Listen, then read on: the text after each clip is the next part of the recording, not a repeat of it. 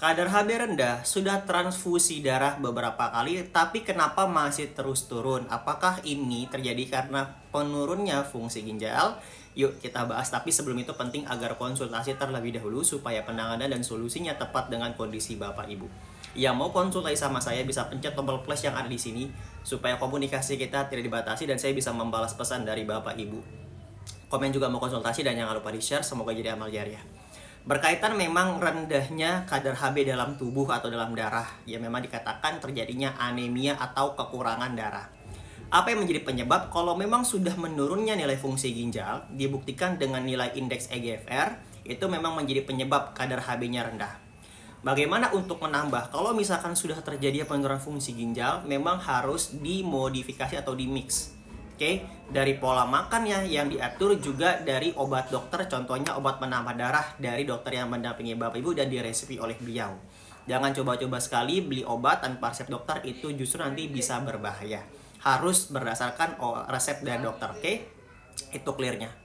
Ya, transfusi darah itu opsi terakhir kalau memang sudah rendah sekali. Oke, kita lanjut.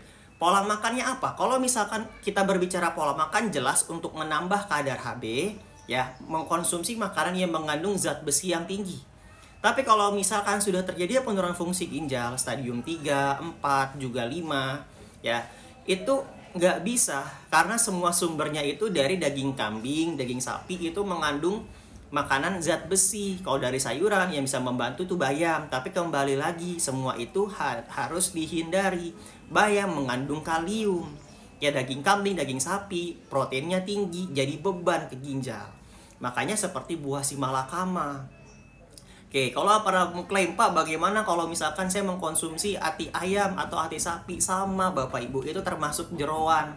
Proteinnya harus dihindari karena dia menjadi beban ke ginjal. Jeroan hindari, bukan hanya beban ke ginjal, tapi juga bisa meningkatkan asam urat. Seperti itu. Maka dari itu harus kombinasi tadi. Kalau soal nutrisi yang memang bisa membantu untuk menambah kadar HB, itu adalah jamur. Ada dua jenis jamur, jamur shirataki dan juga jamur hirsagumba sebagai protein yang bisa membantu untuk menambah kadar HB. Kembali lagi, ini sifatnya membantu, harus diatur dan diprogram secara menyeluruh. Oke?